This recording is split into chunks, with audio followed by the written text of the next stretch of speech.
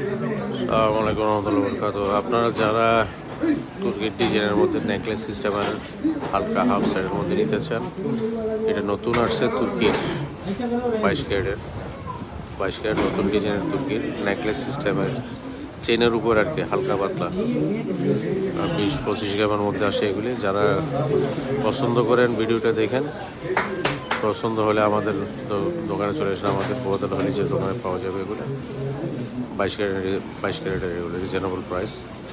আজকে নতুন আসছে, এটা আপনাদের জন্য দিয়ে দিলাম।